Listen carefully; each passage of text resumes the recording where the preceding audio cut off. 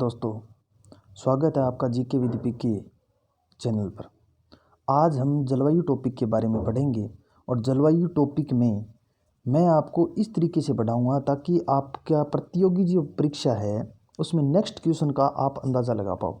ज़्यादा विस्तृत अध्ययन न करते हुए हम उन्हीं बिंदुओं पर चर्चा करेंगे जो प्रतियोगी परीक्षा में पूछे जाते हैं और जहां से 100% क्वेश्चन आएगा। सिर्फ आपके 2 पेज के मैटर में आपको 1 या 2 क्वेश्चन आपके जलवायु में मिल जाएंगे और सिर्फ 2 पेज के इस मैटर में आप अच्छे तरीके से समझ पाएंगे कि जलवायु में कहाँ से कौन सा क्वेश्चन उठता है। मैंने जो क्वेश्चन ले रखे हैं वो प्रीवियस ईयर पेपर के हैं और उससे हम अंदाज़ा लगाएंगे कि आगे वाले पेपर में कौन सा प्रश्न पूछा जाएगा।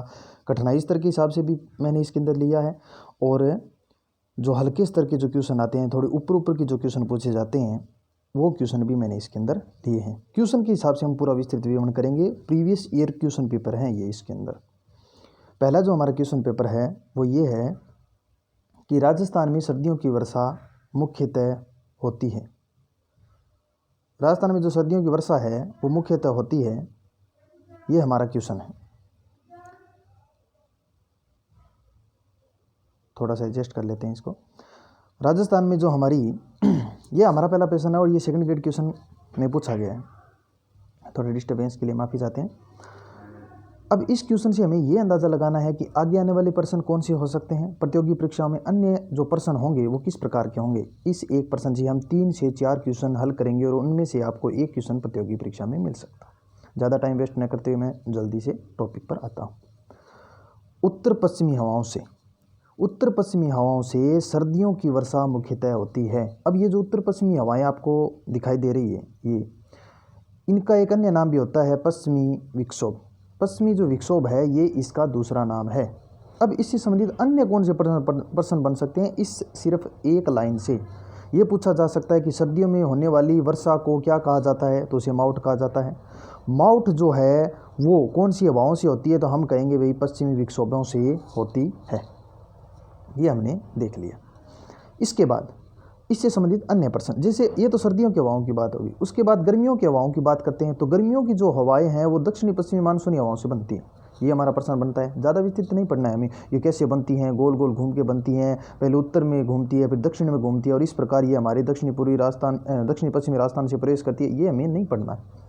हमें तो सिर्फ वो टॉपिक या वो क्वेश्चन ही पढ़ने हैं जो हमारे प्रतियोगी परीक्षा में आते हैं और सीधे के सीधे पूछे जाते हैं। ये पूछा जाता है कि गर्मियों में वर्षा किन हवाओं से होती है, दक्षिणी पश्चिमी मानसूनी हवाओं से होती है। उसके बाद अधिकांश वर्षा जो है हमारे राजस्थान में, अधिकांश वर्षा किस मानसून से होती है। ये प्रश्न कम से कम 5 से 6 बार आ चुका है। प्रतियोगी परीक्षाओं में 5 से 6 बार ये क्वेश्चन पूछा जा चुका है कि जो अधिकांश वर्षा जो राजस्थान में है वो कहाँ से होती है। वो होती है बंगाल की खाड़ी के मानसून से। बंगाल की खाड़ी का जो मानसून है वो राजस्थान में अधिकांश वर्षाओं का जिम्मेदार है। अब ये पूछा जाता है कि राजस्थान में अधिकांश वर्षा होती है वो कौन से महीने में होती है। राजस्थान की 90% जो वर्षा होती है, 90% जो वर्षा होती है वो जुलाई अगस्त महीने में होती है। हमने ये पढ़ा कि भाई 3 क्वेश्चन बनते हैं। पहला, सर्दियों में मुख्यतः वर्षा किससे होती है, उत्तरी पश्चिमी हवाओं से होती है, पश्चिमी विक्षोभों से होती है। माउट की वर्षा पश्चिमी विक्षोभों से होती है। गर्मियों में जो वर्षा होती है वो कब होती है, वो होती है दक्षिणी पश्चिमी मानसूनी हवाओं से। उसके बाद अधिकांश जो वर्षाएँ होती हैं हमारे राजस्थान में वो कब होती है, जुलाई अगस्त में होती है। कौन सी मानसून से होती है, बंगाल की खाड़ी के मानसून से होती है। अब आगे वाले क्वेश्चन पे चलते हैं। अरडाओ क्या है, ये प्रश्न आया हुआ है प्रतियोगी परीक्षा में। अरडाओ क्या है। अरडाओ जो है वो एक तरीके की गर्म हवा है जो आवाज़ के साथ, अरडाओ जो क्या है, एक तरीके की गर्म हवा है जो आवाज़ के साथ चलती है, उसे अरडाओ कहा जाता है। अब ये प्रश्न आया हुआ है, इससे संबंधित हम 2-3 चीज़ें और पढ़ लेते हैं। ये हमारा तरीका होना चाहिए प्रीवियस ईयर पेपर अध्ययन करने का। कि तवा क्या है। तवा जो है वो ज्येष्ठ माह में चलने वाली गर्म हवा है। जाला क्या है, वाष्प के कणों के साथ जो हवा चलती है, वाष्प के कण, धीमी धीमी बरसात, ओस की बूंदों जैसी बरसात, वाष्प के कणों जैसी बरसात जो होती है उसे जाला कहा जाता है। ये प्रश्न सबसे महत्वपूर्ण है और आगे वाले एग्जाम में पूछा जा सकता है। आप इस प्रश्न को नोट कर लें। दोगड़ा क्या है। दोगड़ा जो है वो मानसून से पूर्व की वर्षा को, यानी मानसून आया नहीं उससे पहले वर्षा आ गई, दौड़कर आ गई जो वर्षा मानसून से पहले, उसको दोगड़ा कहते हैं। ये ट्रिक समझ लो आप इसकी, क्या समझ लो, ट्रिक समझ लो कि भाई दोगड़ा जो है वो क्या है, दोगड़ा है मानसून से पूर्व जो वर्षा आती है, दौड़कर जो वर्षा आती है उसे दोगड़ा कहते हैं। ये आप इसे बना सकते हैं ट्रिक। अब हम आगे चलते हैं। राजस्थान को दो भागों में विभाजित करने वाली रेखा का क्या नाम है? ये प्रश्न भी प्रतियोगी परीक्षाओं में पूछा जा चुका है 3 से 4 बार। सेकंड ग्रेड पेपर में भी ये आया है। 50 सेमी समवर्षा रेखा कहते हैं। दो भागों में विभाजित करने वाली रेखा को क्या कहते हैं? 50 सेमी समवर्षा रेखा कहते हैं। अब ये हमारा प्रश्न बन गया प्रतियोगी परीक्षा का प्रीवियस ईयर का। अब हमें इसका किस प्रकार अध्ययन करना है ये देखिए मैंने किया है कि 50 सेमी समवर्षा रेखा जो है वो दो भागों में विभाजित करती है। तो मरुस्थल को दो भागों में विभाजित रेखा जो करती है उसको क्या कहते हैं? 25 सेमी समवर्षा रेखा कहते हैं। 25 सेमी जो वर्षा रेखा है, सॉरी समवर्षा नहीं, 25 सेमी वर्षा रेखा को क्या कहते हैं? 25 सेमी वर्षा रेखा दो भागों में विभाजित करती है मरुस्थल को भी दो भागों में विभाजित कर देती है, जिसकी एक तरफ अधिक वर्षा एक तरफ कम वर्षा। और एक जो है वो 0.25 सेमी वर्षा हो गई ना, उस दिन को क्या कहते हैं? हम कहते हैं वर्षा वाला दिन। 0.25 सेमी से अधिक जिस दिन वर्षा हो गई उसको हम कहते हैं वर्षा वाला दिन। ये भी आप IMP लगा लें, इन तीनों में से एक क्वेश्चन बनने की संभावना बनेगी आपकी। उसके बाद आज तक के जो सर्वश्रेष्ठ प्रश्न माने जाते हैं वो आते हैं इसके वर्गीकरण के हिसाब से। और वर्गीकरण को मैं 2-3 चीज़ों में आपको ऐसे देखिए मैप के हिसाब से भी बताऊंगा और डायग्राम मैप ये सभी हम इस्तेमाल करके इसको पढ़ेंगे। और 10 मिनट का वीडियो होगा लगभग। VC मिश्रा का एक प्रश्न आया हुआ है कि VC मिश्रा ने कितने भागों में विभाजित किया? सिर्फ इतना ही पूछा हुआ है इसका, और इसका वर्णन हमें पढ़ने की आवश्यकता नहीं है। VC मिश्रा जो एक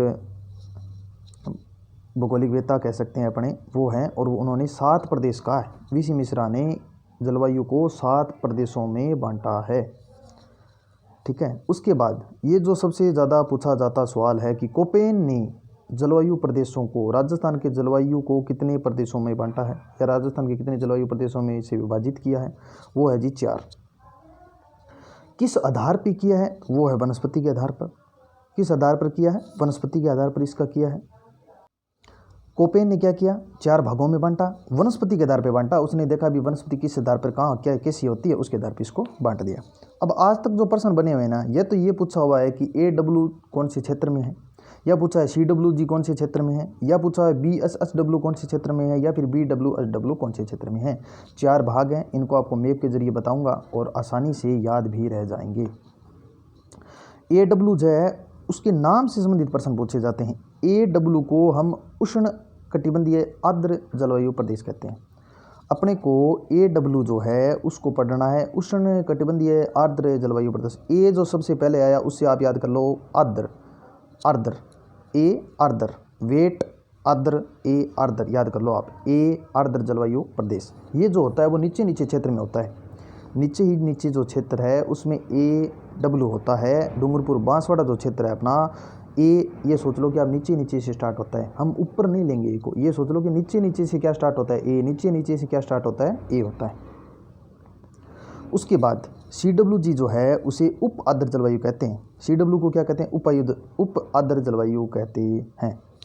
ये कैसे याद रखेंगे आप? ये जो है वो काऊ है। आप CAW को आप क्या करेंगे? काऊ समझ लो। और काऊ क्या है? काऊ शीतल दूध देती है, लेकिन वो क्या थोड़ा सा उष्ण होता है एक तरीके से, यानी उप आर्द्र बना देंगे उसे। उप थोड़ा ऊपर से आर्द्र होता है, ये समझ लो आप। CWG है उसको आप काऊ भी कह सकते हैं, या फिर अपनी और कोई अन्य ट्रिक भी बना सकते हैं, लेकिन अपने को इसका नाम ध्यान रखना है। CWG काफ़ी विस्तृत क्षेत्र माना गया है कोपेन की दृष्टि से। जो अलवर, भरतपुर, सवाईमाधोपुर, दौसा, धौलपुर, कोटा, जयपुर के जो क्षेत्र हैं उनमें ये फैला होता है। तीसरा जो हमारा है BSHW, ये होता है अर्ध शुष्क या स्टेपी जलवायु प्रदेश। BSHW को कहते हैं अर्ध शुष्क या स्टेपी जलवायु प्रदेश। इनको याद करने का तरीका मैं मैप में बताऊंगा और आसानी से आपको याद भी रह जाएंगे कौन सा कहाँ है, आराम से आप समझ जाएंगे। 4 नंबर जो है हमारा BWHW, उष्ण कटिबंधीय जलवायु प्रदेश। BWHW को कहते हैं उष्ण कटिबंधीय जलवायु प्रदेश, यानी B से आप बना लो भयंकर उष्ण कटिबंधीय जलवायु प्रदेश, भयंकर उष्ण कटिबंधीय जलवायु प्रदेश। और ये जो BSHW है इस S को आप उठा लो और इससे बना लो शुष्क स्टेपी जलवायु। आप ऐसे थोड़ा जोड़कर भी याद कर सकते हैं। BSHW में हमने S को उठाया और उससे बना लिया शुष्क स्टेपी जलवायु प्रदेश। एक तो कीवर्ड याद रह जाए ना तो अपने नाम याद रह सकता है। BWH में बनाया अपने भयंकर उष्ण कटिबंधीय जलवायु प्रदेश, भयंकर उष्ण कटिबंधीय जलवायु प्रदेश। अब हम चलते हैं मैप पर। ये देखिए इसमें लिखा हुआ है और आप इसका स्क्रीनशॉट वगैरह भी ले सकते हैं। ये जो AW जलवायु प्रदेश नीचे नीचे दे रखा है, उसमें क्या है, डूंगरपुर और बांसवाड़ा का क्षेत्र आता है। डूंगरपुर बांसवाड़ा का जो क्षेत्र है वो AW यानी कि आर्द्र जलवायु प्रदेश में आता है। उष्णकटिबंधीय पहले लग चुका है, ये देखिए आप, उष्णकटिबंधीय तो इसमें लग चुका है, लेकिन आर्द्र जलवायु प्रदेश अपने याद रख लेंगे तो पूर्ण आर्द्र आ जाता है एक तरीके से। उसके बाद जो CW जो क्षेत्र है, ये देखिए CW जी क्षेत्र हमने पढ़ा था, जयपुर, अलवर, भरतपुर, दौसा, कोटा, बूंदी, ये जो हमने क्षेत्र पढ़ा था ये है CW क्षेत्र। मैप को आप देखो ना तो आपको ये दिमाग में रह जाएगा, ये अपना CW जी क्षेत्र है। उसके बाद हम बात करते हैं BSSW, हमने बनाया था S से क्या बनाया था, शुष्क स्टेपी जलवायु प्रदेश। शुष्क स्टेपी जलवायु प्रदेश ये कहाँ है, ये है जी झुंझुनू है, सीकर है, नागौर है, अजमेर है, बाड़मेर है, जोधपुर है। इन क्षेत्रों में ये जो लंबी पट्टी है, इन क्षेत्रों में ये अपना BSSW जलवायु प्रदेश है। फिर हमने पढ़ा था BWH जलवायु प्रदेश, B से भयंकर उष्ण कटिबंधीय जलवायु प्रदेश है, भयंकर उष्ण कटिबंधीय जलवायु प्रदेश हमने ये पढ़ा था।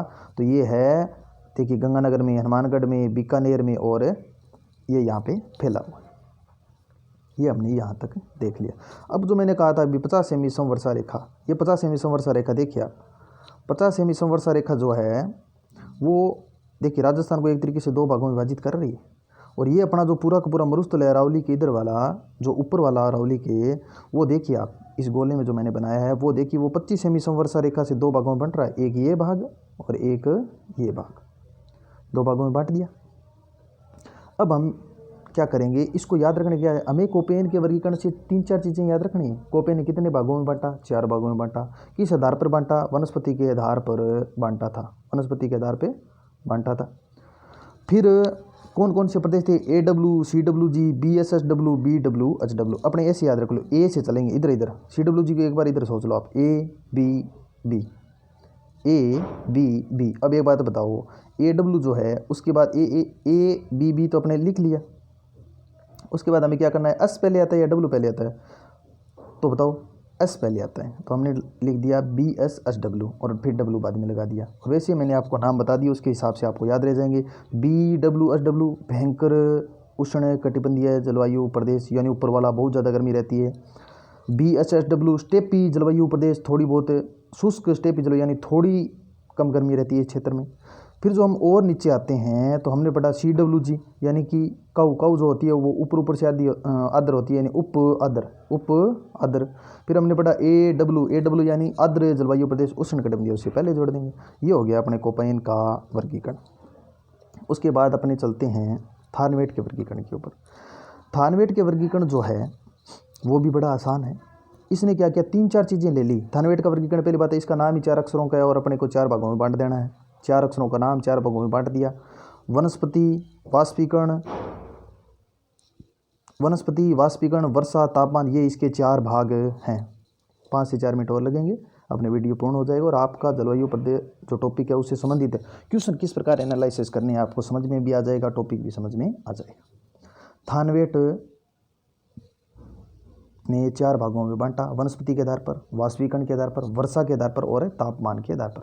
ये CAW वो याद रखना है, उधर उपादर था इधर भी उपादर है, ये आप सोच लो। उधर उपादर था इधर भी क्या हो जाएगा, उपादर। वहाँ पे CWG था, यहाँ पे CAW है। तो इसमें क्या हो जाएगा, काऊ जो होती है ऊपर से आर्द्र होती है, यानी उपादर जलवायु, मैंने आपको ट्रिक बता चुका हूँ। फिर आता है DAW, फिर आता है DBW और फिर आता है EAD। इध से तो आप बना लोगे, इध से क्या बनाओगे आप बताओ। इध जो है वो भिद के साथ हो जाएगा, इध जो है वो किसके साथ जुड़ जाएगा, भिद के साथ। EAD इध यानी कि भिद, मरुद भिद प्रदेश। इध वाला जो है मरुद प्रदेश, जैसे जैसलमेर बाड़मेर का एक क्षेत्र आएगा, ये देखिए ये जो है ना जैसलमेर बाड़मेर का क्षेत्र ये आएगा। उसके बाद हम क्या देखते हैं, इध DBW की बात करते हैं। ये देखिए DBW जो है, DBW की बात करें, एक सेकेंड, DBW की बात करें तो B का अर्थ अपने देखिए, ये B से याद रखना है अपने को। B से अपने राजस्थानी भाषा में एक शब्द होता है बिलोना, जिसमें छाछ वगैरह को क्या किया जाता है, मिश्रित किया जाता है।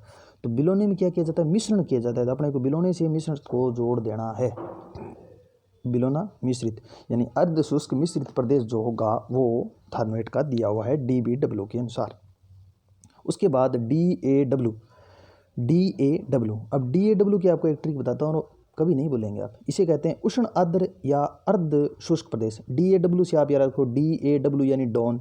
डॉन जो क्या होता है, वो क्या होता है, आर्द्र होता है। डॉन क्या होता है, उष्ण भी होता है और आर्द्र होता है। कैसे होता है बताता हूँ आपको।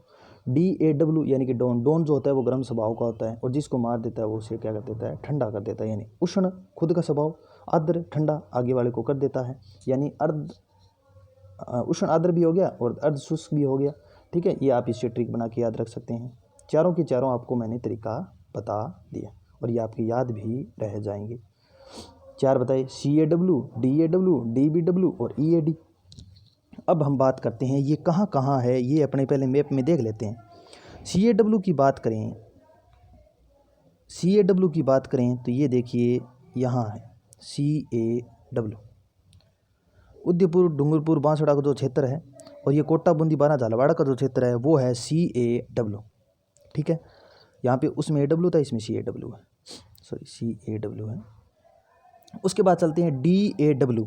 DAW में क्या आता है, ये जो सबसे बड़ा क्षेत्र है DAW यानी डॉन वाला, जो उष्ण भी है और आर्द्र भी है। यहाँ देखिए, यहाँ उष्ण होगा और यहाँ क्या होगा, ये जो क्षेत्र है इसमें थोड़ा थोड़ा आर्द्र होगा।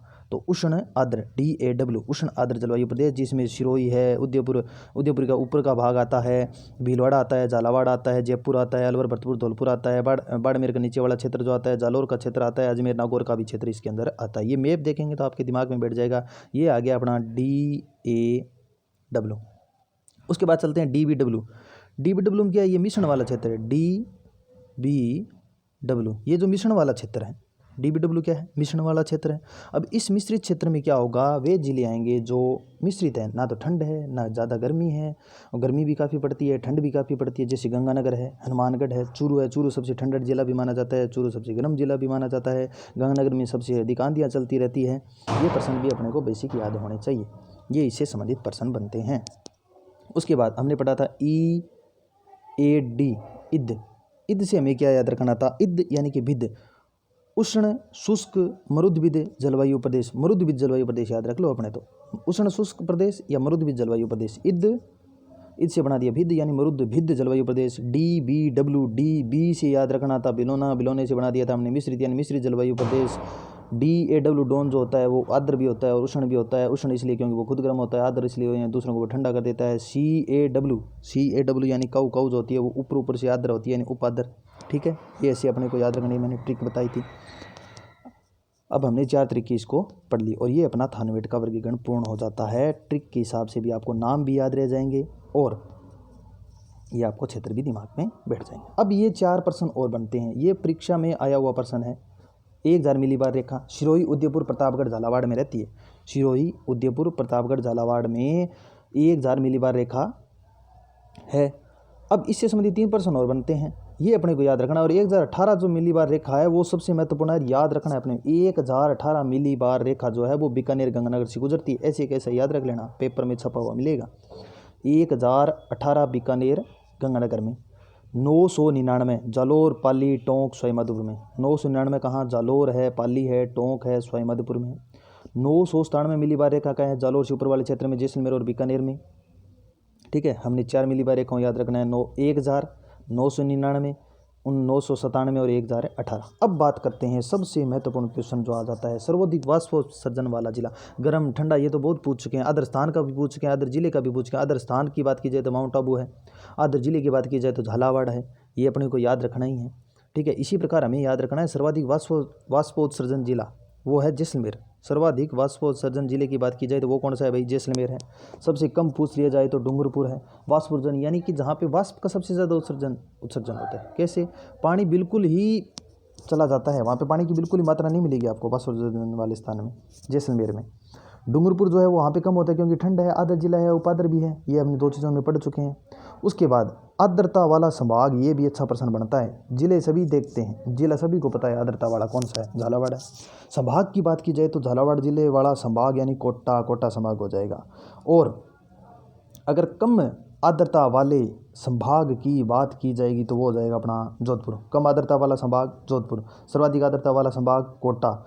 अब अपने बात करते हैं, ये भी प्रश्न पूछे गए हैं हवाओं से संबंधित। हवाएं कौन सी किस दिशा से आती है। देखिए, पूर्वी हवा, पूर्व और पश्चिम की जो हवाएं होती है उनमें कोई कन्फ्यूजन नहीं है, क्योंकि पूर्व को अगुण भी कहते हैं स्थानीय भाषा में, और इसी से बना है अगुणी। पूर्व से बना है पूर्वाई, ये याद रह जाएगा। और पश्चिम जो है, पश्चिम से पिछवा, पछऊ, अथुणी। पूर्व को अगुण कहते हैं अपनी स्थानीय भाषा में, राजस्थान की स्थानीय भाषा में, और पश्चिम को अथुण कहते हैं अपनी स्थानीय भाषा में। तो अथुण से बन गया अथुणी, और पश्चिम से बन गया पिछवा, पछऊ। अब ये तो सभी को याद रह जाते हैं। बात बनती है उत्तर वाली और दक्षिण वाली। अब देखिए, दक्षिण में अपने क्या है, लंका है। भारत के दक्षिण में क्या है, लंका है। लंका से बन जाएगा लंकाऊ। राजस्थान की बात चल रही है, लेकिन हम ट्रिक से हिसाब से हम याद करें। दक्षिण में लंका है, लंकाऊ याद रह जाएगी। जो आदमी का जो धड़ होता है वो कहाँ होता है, ऊपर होता है, यानी उत्तर में। ऊपर, उत्तर में धर, धरोड़ होता है। धर यानी धरोड़। धरोड़ जो हवा है, धराऊ जो हवा है, वो जो है, ये देखिए, ये धराऊ शब्द है। धराऊ शब्द जो है वो ऊपर से ऊपर, धर, धर ऊपर होता है, धरोड़, धराऊ, ये जो उत्तर की है। फिर उसके बाद हम बात करें तो उत्तर पश्चिमी जो है, उत्तर पश्चिमी कौन सी है, सूर्य। उत्तर पश्चिमी कौन सी है, सूर्य। उत्तर पश्चिमी हमें याद रखना है, सूर्य। और फिर उत्तर पूर्व की बात आ जाए तो संजेरी। उत्तर पूर्व में कौन सी, संजेरी। उत्तर पूर्व में, अब ये ऐसे बना के आ सकते हो, उत्तर पूर्व के लोग जब सजते जाते हैं इसलिए संजेरी। और फिर देखिए, इधर जो है वो अपने लगता है दक्षिण पश्चिम में, अपने लगता है गुजरात, और गुजरात के उस तरफ लगता है समुद्र, और समुद्र से आती हवाएं तो उसे कहते हैं समुद्री हवा।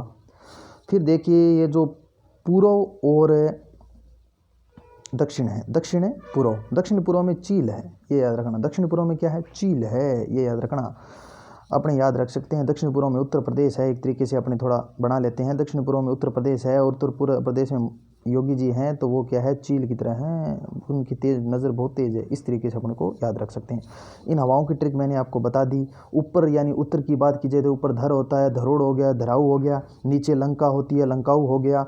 पूर्व में पुरवैया हो गई, अगुण इसको स्थानीय भाषा में कह जाते हैं इसलिए अगुणी हो गई। पश्चिम में पिछवाई, पछवा हो गई, और साथ में इसको स्थानीय भाषा में अथुण कहते हैं इसलिए अथुणी हो गई।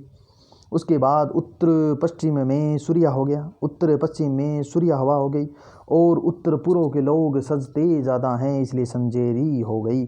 और जो दक्षिण पश्चिम और का जो क्षेत्र है, दक्षिण पश्चिम का जो क्षेत्र है, उसमें इधर से अपने गुजरात की तरफ से समुद्री हवाएं आती है इसलिए समुद्र हो गई, समुद्री हवा हो गई।